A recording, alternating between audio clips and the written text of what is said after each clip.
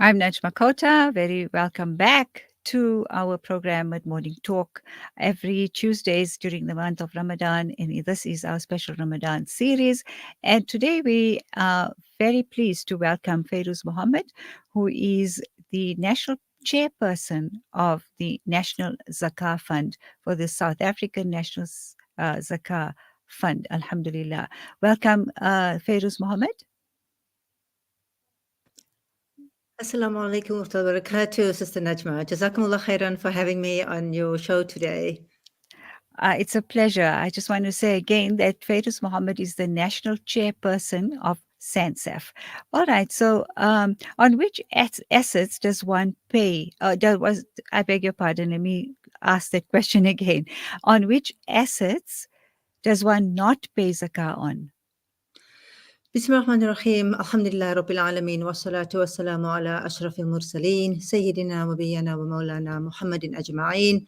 Rabbi shrah li sadri wa yassir li amri wa akhlul uqdatan min lisani yafqahu qawli.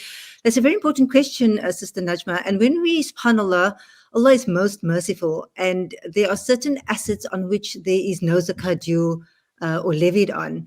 And the first one is that of personal assets. So anything that you consume on a daily basis or that you use in your personal capacity or in terms of your basic needs. So when we talk about personal assets, it's that, for example, like your personal home, your personal motor vehicle, your personal, let's say your phone or your laptop, because they all can be quite valuable, assets. And irrespective of the value of these assets are not zakatable. And when we speak about specifically around personal homes, whether you have one or two, you might have more than one wife and you might have two or three family homes. All those assets or personal homes that are not zakatable are those that you can use and consume on a daily basis. Another asset that's not zakatable is that of capital assets as well as tools of trade. So these are assets, let's say the capital assets are those assets that you acquire with the intention of keeping it for a long term and then selling it, over a very long term period of time. And maybe here's a good point to identify or maybe to highlight that the intention of why when you're acquiring an asset is very important, because it will determine whether that asset's actually zakatable or not. And when we look at these capital assets, so when you're purchasing, and a very simple example, you're purchasing a motor vehicle, the intention of why you're purchasing it to determine whether it's zakatable or not. So whether you're purchasing it, for example, for your daily use, then obviously it would be a personal asset, so it wouldn't be zakatable. But if you're purchasing that capital asset with the intention of selling it because you got it for a good price and you can actually just make a quick profit on it, then that would render it zakatable. So other assets, for example, like tools of trade. So when you have a business, those assets that you purchase in the production of income, like your admin building or your motor vehicles that you use for delivery or your computers or your plant, anything that you purchase with the intention of utilizing it to make a product or to make a living off or to make a profit of, would not be zakatable. So those assets are usually used in the production of income. Then we also have assets, for example, of which you don't own, because you only pay zakah on wealth that belongs to you. So an asset that you wouldn't own, for example, or doesn't belong to you would be waqf. If you look at a masjid, that doesn't belong to you. So you don't pay zakah on those assets, that doesn't absolutely, you own. As well as, for example, I'm a trustee at SANZAF. So the assets in the trust, for example, doesn't belong to me. I just have a governance oversight. I just need to make sure that we ensure that, SANZAF, does according to its mandate. But the assets, doesn't belong to me either. Another asset, for example, is those that are certain metals and certain stones. So, for example, platinum, palladium, diamonds, precious stones, those are not zakatable. The only metals that are zakatable is gold and silver. And then lastly, any asset that is unlawful. For example, interest, riba, is unlawful. So if you have money in a non-Sharia bank account, you have to actually eliminate the interest from your bank account, because zakah does not purify unlawful wealth. So whether you have gambling money, for example, where you may not have been practicing good Muslim, and now you are practicing, alhamdulillah, you actually need to get rid of that unlawful wealth, because you are not meant to have it in the first place. So you need to actually, discharge of it as soon as possible. So Right. those are the list of assets on which you do not pay zakah on, Auntie Najma. All right. My mum is a pensioner and has an investment locked in for the next 2 years. Is zakah due on this investment as she is a pensioner and do not have access to it? Bismillahirrahmanirrahim. That's a very important question. And I think sometimes people get confused with the fact that, when an investment is locked in and they don't have access to it, that there isn't zakah due, on that wealth. But even before I get to that, you mentioned that, the mom is a pensioner. And I think people also Right. tend to think that by default of certain titles that one is entitled to receive zakah. And that's actually not the case, because if you look at some pensioners, you even look at some widows, for example, they may have wealth. And you cannot just assume by default of the fact Sure. that they are a pensioner and they are a That widow. They are automatically assume that they don't have exactly, and an we income. need to ensure that these individuals are entitled to receive zakah, which means they are poor, they are needy, etc., and not just by default of the title. So coming back to in terms of the question of investments, so investments is a zakatable asset, and it's usually paid on the market value of what that investment is. So the fact that this investment has been locked in, they ask and they don't have access to it, that doesn't render the investment not zakatable, because accessibility is, remember, you made the voluntary decision to actually invest this money knowingly that it was going to be locked in for 2 years. Sure, So sure. unfortunately, you need to pay zakah on this investment, because that investment also is in need of purification. So because the investment is locked in, you would have to utilize of your other zakatable wealth that you would need to pay zakah on this investment. But unfortunately, this investment is zakatable and you would have to pay zakah on it at market value. Right. Then our third question is, I am employed and have been contributing towards a provident fund for the past few years.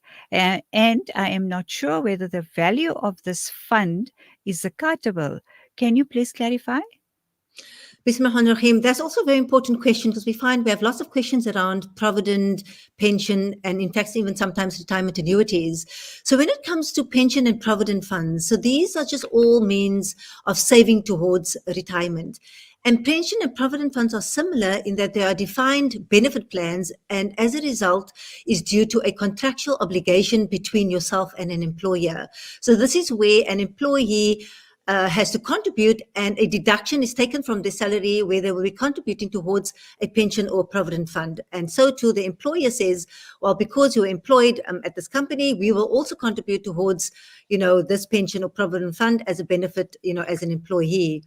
So while you are employed at this company, the contributions that you make or at least the value of this pension or provident fund will not be zakatable, because of the fact that there is a compulsory element to this fund, in that you don't have a choice due to your contractual obligation of being employed by the company. You have to contribute, and that compulsory nature results in you not being liable to pay zakah on the value of this pension or provident fund.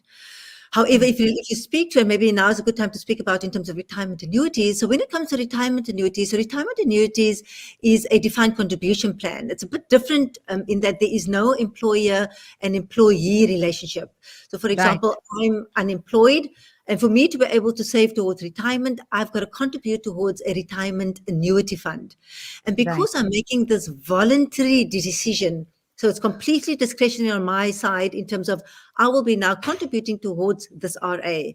And because of that, and I'm knowing that this is going to be locked in for the next couple of years until I reach retirement, and because I know it's going to be locked in, that doesn't render it not zakatable. Similarly of to the course. investment, I know it's going to be locked in. And because of that, voluntary decision, the net value of this RA is actually zakatable every single year. So it's not the contributions that you make every year, because sometimes people think it's only the annual contributions that's zakatable.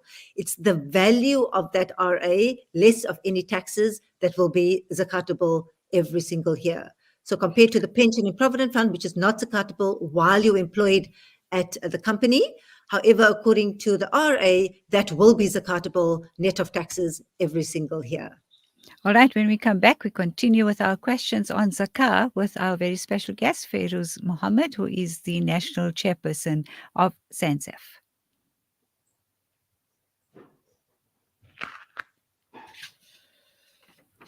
Salam Media, your spiritual companion this Ramadan.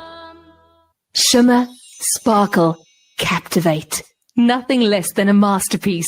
Droplets of gold inspires precious design. Platinum bursts with intricate freshness. And every pure diamond becomes more than just a girl's best friend. Voda Gold Gem Jewelers, where timeless dreams become a reality. Come to us. We tailor-make designer gold, platinum, and diamond jewelry. Trade in or remodel your old gold. Clad yourself with classy name-branded watches. We offer insurance valuation and free zakat calculation. Visit us at 534 Ridge Road, Overport, or call 031 208 9142. Voda Gold Gem Jewelers, manufacturers of fine gold and diamond jewelry. This Ramadan, spread the love with Sunshine D margarine, the perfect addition to your sehri table for spreading, baking and cooking. Sunshine D is rich in essential vitamin A, E and D and is the tastiest way to get their day or night started. Sunshine D, tastes nice, no lies. When the perfect blend of stylish decor, exquisite halal cuisine and warm hospitality come together, it could only mean Al Bayt Lodge, your true home away from home. Al Bayt is the ideal heaven for families, business people, and tourists with its 4-star family rooms and other luxurious facilities. Conveniently situated close to Port Elizabeth Airport, the beach, and other amenities, your stay will be truly unforgettable as you'll be taking home lasting memories of the warm hospitality, the serenity and tranquility that Al Bayt has to offer. For reservations, call 041 583 6415 or visit www.albaytlodge.co.za. This Ramadan, join hands with Muslim hands to make a meaningful difference in the lives of millions worldwide. Your zakah and sadaqah can be the lifeline for those in need. Together we can nourish the hungry in South Africa and across the globe, offer clean water to impoverished communities, empower women with sustainable livelihoods, and bring relief to families grappling with the aftermath of natural disasters and conflict. Be their beacon of hope today. Connect with us at muslimhands.org.za or dial 021 633 6413 to extend your support. Emergivac Sharia, South Africa's first and only fully Sharia compliant family medical takaful and wellness product, wishes all listeners Ramadan Kareem. Download the Emergivac app today and get free immediate access to the Emergivac Sharia collection of du'as, hadith, Quran, and much more.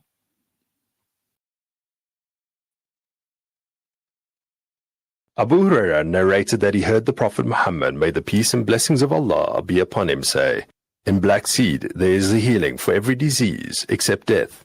This Ramadan, experience the health benefits of this ancient blessed seed by using the Tib Black Seed range. Black seed assists the body to boost immunity, regulate blood sugar levels, reduce inflammation, and act as a potent antioxidant.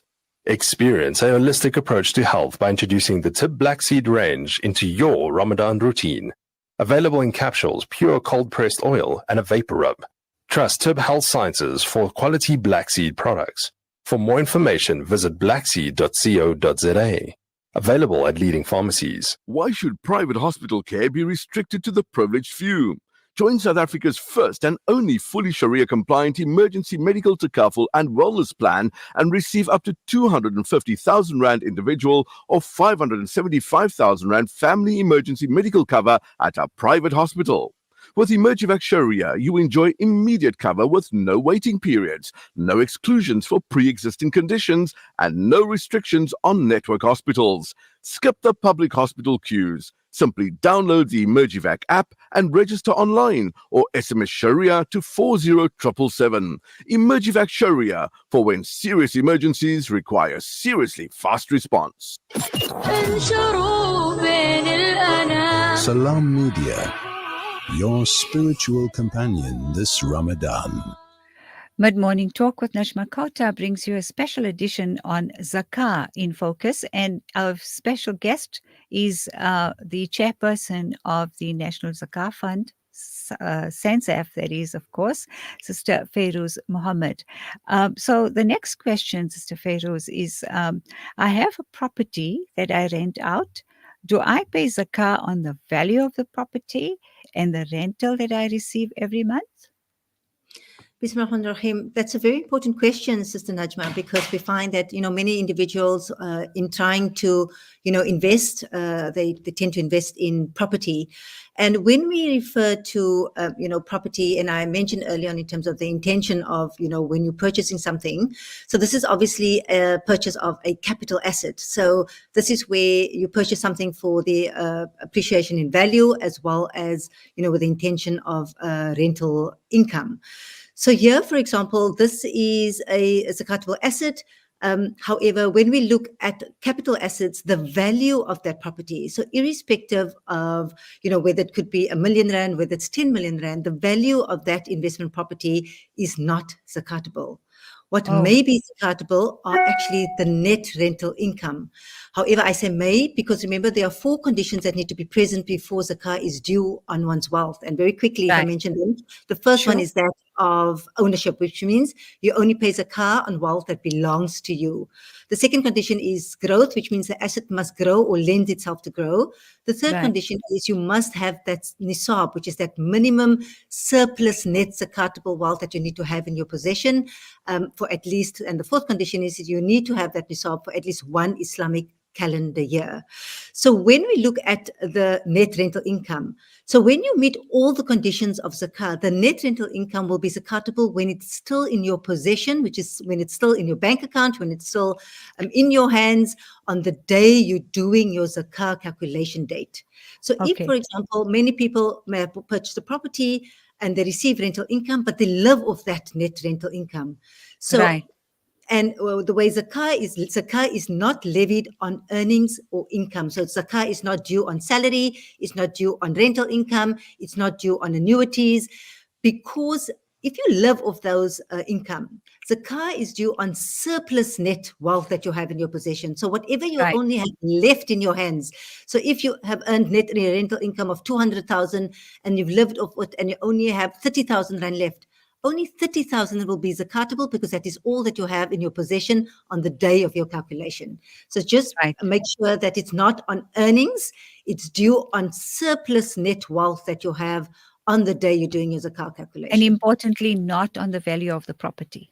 Yes, so zakah is not due on the value because similar, if you look at tools of trade, you're using the property to make income. So the value of the property is not zakatable because it's used now as a tool for you to make money. However, the net rental income is zakatable only if you have the cash in your possession on the day of you doing your zakah calculation. All right. I have been contributing towards savings account for my son's education. Does my son have to pay zakah on this? Bismillahirrahmanirrahim. So when it comes to savings on behalf of or wealth of minors, so there are 2 different schools of thought on zakah on minors. So when we refer to zakah on the wealth of individuals, so here the Shafi'i followers or Imam Shafi'i is of the view that all wealth is in need of purification. So it doesn't mean that you need to be of any individual. The wealth is of need of purification, and because of that, the wealth of minors are zakatable as well, as long as they meet the conditions of zakah. However, as the guardian of that minor, it now becomes your responsibility because obviously if I have a child that's, for example, 6, 7 years old and I'm saving on their behalf and they have the nisab and they've reached, they've had that for a year as well, who is going to be able to calculate that zakah? Obviously, the little one who is 5 or 6, can't. So as the guardian, it now becomes your responsibility to ensure that the zakah is calculated and is being discharged. However, when it comes to the Hanafi view relating to zakah on minors, so in terms of Imam Abu Hanifa, there is no zakah due on the wealth of minors because he is of the view that you need an intention to be able to pay zakah, because one of the principles of zakah is that you must have intention to pay zakah. And because like performing salah, like we perform hajj, like we fast, for example, it's not obligatory for minors to be able to form those acts of ibadah because it's part on them as yet. So neither for zakah until they reach puberty or until they become baligh, only then it will become compulsory on the wealth of minors to pay zakah on that wealth. Okay. I own shares in a private company. How do I calculate zakah on these shares? So when it comes to listed or even private shares, zakah is due on those zakatable assets in a business only. So when it relates to business, there are only certain assets that are zakatable. Remember, I mentioned early on that your tools of trade, for example, your property, your equipment, your Yes. computers, those are assets in a business that are not zakatable. So there are only about 4 assets that are zakatable in a business, and you only pay zakah on those assets, that's in the business. So those assets are cash, debtors, stock, and investments. So what you need to do for a private company, it's a bit easier because you are more closer to the business, and the assets of those Yes. business are more readily available. So what you need to do is you need to determine what those zakatable assets are on the date of your calculation, and you will pay zakah on your percentage share of those zakatable assets. So if I own only, for example, 60% in a private company, only 60% of those zakatable shares will be zakatable. If it's a listed company, it's very difficult to find, those zakatable assets in a listed company, because if you're doing your zakat today, no listed company is going to tell you, these are the zakatable assets on which you need to pay on. Sure. So for you, if it's not that readily available, take the market value of those shares of a listed company, but you only technically pay, zakah on the zakatable assets in a company. So the private company is more simple and easier because it's more readily available, but just make sure you calculate it on those zakatable assets only. Okay. I inherited gold jewelry from my mother. Do I have to pay zakah on this jewelry, as I have no intention to sell it? Bismillahirrahmanirrahim. So gold and silver, alhamdulillah, generally the women have, lots of questions relating to gold and silver. It doesn't matter why you own the gold and silver, whether you inherited it, whether it is, part of your dowry, gold and silver is zakatable. When it comes to jewelry, there is, however, a difference of opinion when it comes to personal jewelry. If you're trading with jewelry, obviously anything that you trade with is zakatable at market value. But here specifically, the listener said, they inherited gold jewelry, and is it zakatable? So in terms of the difference of opinion, in terms of Imam Shafi'i, there is no zakah levied on personal jewelry, gold and silver personal jewelry. So if you have personal gold and silver jewelry and you're a Shafi'i follower, then there is no zakah due on that jewelry. However, if you're a Hanafi follower, then there will be zakah due on all gold and silver, including jewelry. So whether you trade with it or not, so if it's in your personal capacity, you are also liable to pay zakah on those jewelry. And the easiest way, because remember, you only pay on the gold and silver. So if you have a har, or if you have any piece of jewelry, what is zakatable is the gold and silver. The diamonds or the precious stones that's included in that piece is not zakatable. So we recommend you take it to a credible jeweler and ask them to weigh the piece of jewelry, because what they will tell you is they will tell you the carat of the gold, and they'll tell you the weight of the gold, because that's the 2 important information that you need. And the only thing you will need is the rate of gold per gram. And it's easy for you in that you can find it on our zakah calculator on our website, as well as on our app. We have the various carats of gold, so whether you have 24, 22, 18, 14, for example, and the rates of gold per carat is different. So all you have to do is just put under the 18 carat, for example, this piece weighs 20 grams. You put in the 20 grams and it pushes out the value, because the only thing you pay zakah on is the weight of the gold and the silver. And you add that to all your other zakatable assets, whether you have other cash and investments, and you pay 2.5% on your zakatable assets. And you are allowed certain liabilities, but I think we cover that later on. And then you pay 2.5% on those net zakatable assets. All right. I usually pay zakah every Ramadan, but now I have received inheritance 2 months before Ramadan. Do I have to wait 1 lunar year before I pay zakah on this inheritance? Bismillahirrahmanirrahim. That's actually very important, because many people are there on the assumption that, we pay zakah on certain wealth, and that wealth needs to be held for 1 lunar year. Remember, I said there are 4 conditions of zakah. The third one was nisab, and the fourth one was that you need to hold the nisab for 1 Islamic calendar year. So 1st of Ramadan to 1st of Ramadan, not 1st of January to 1st of January, because our calendar year is shorter than the Gregorian calendar. So when we look at, what needs to be held for a year, what needs to be held for 1 Islamic year is the nisab, not the wealth. So when you determine the third condition, which is the threshold, so when you've reached that threshold of value of surplus wealth that you need to have in your possession, that is what needs to be held for a year. So as long as you have it, so let's say, for example, today on the 22nd or the 23rd of Ramadan would be, no, today's the 22nd of Ramadan, is your zakah calculation date. So if you've held a nisab last year on the 22nd of Ramadan, and now this year you're doing a calculation, and you determine that your net zakatable assets is equal to or more than the nisab, which is that threshold. And if today was your date, it would have been, it's around about, say 9,300 Rand. And if you've reached that threshold, it only means that now your zakatable wealth, your net zakatable wealth, is zakatable. Because if you had only 8,000 Rand, then it means that none of your wealth would be zakatable. So that is only a determination of threshold.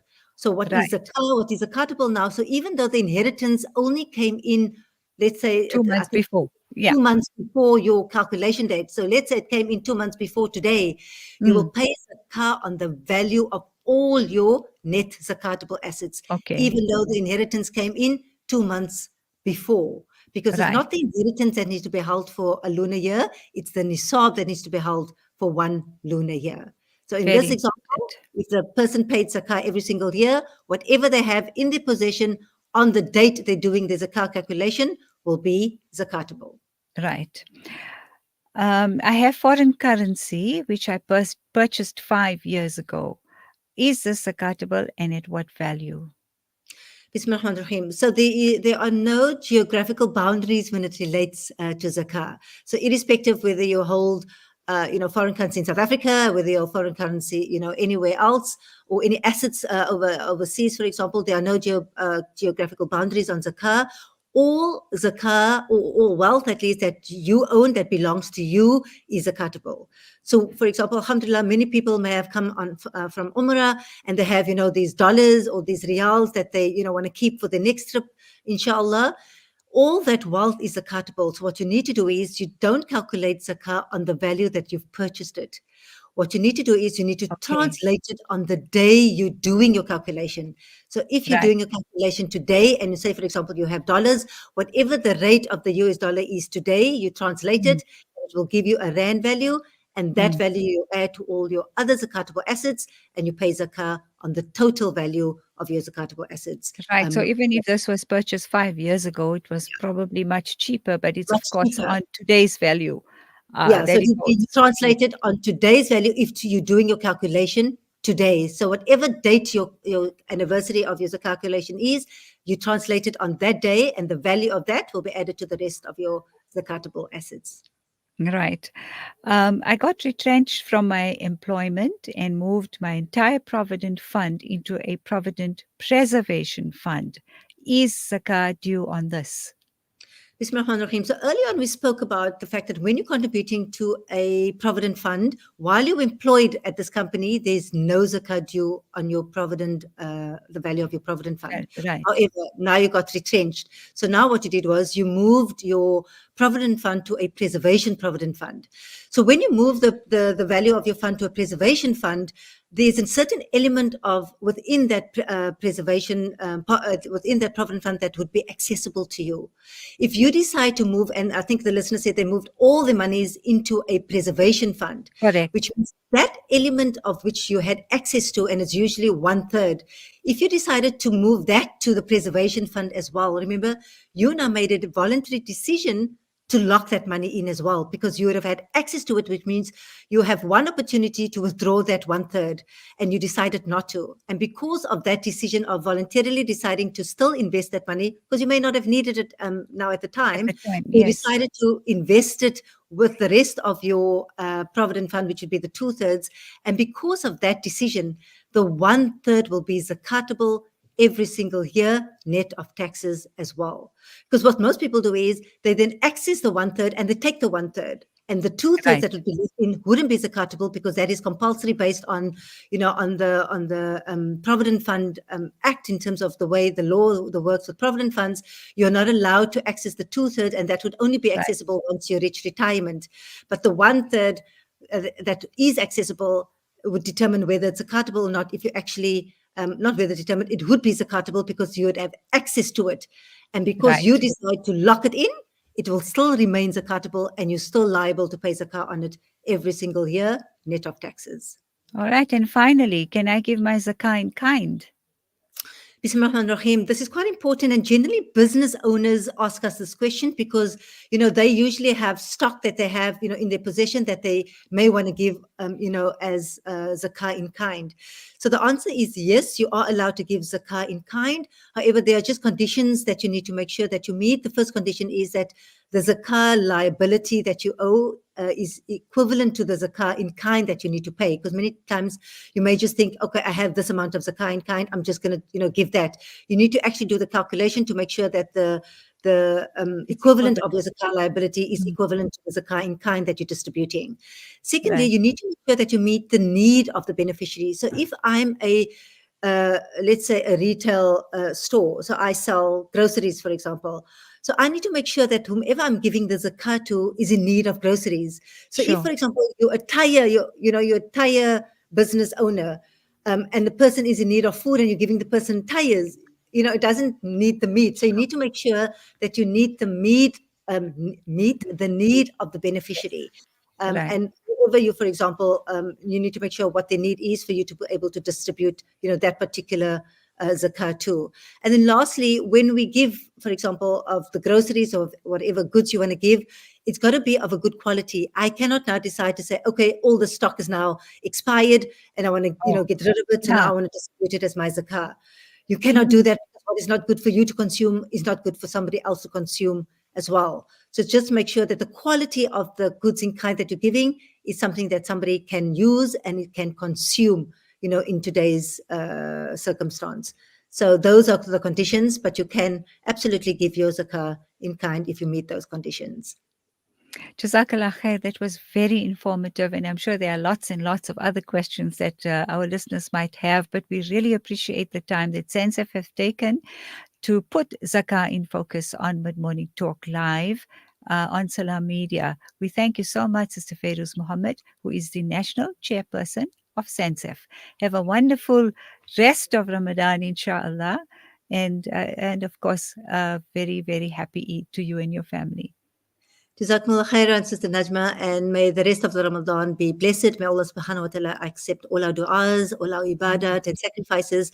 And I don't think I'll see you again. So, may I wish you and your listeners a blessed Eid, inshallah. Jazakumullah khairan. Wassalamu alaikum wa rahmatullahi wa barakatuh. Wa alaikum salam wa rahmatullah. Ameen. Thank you so much. And now, when we come back, it's competition time on Salam Media.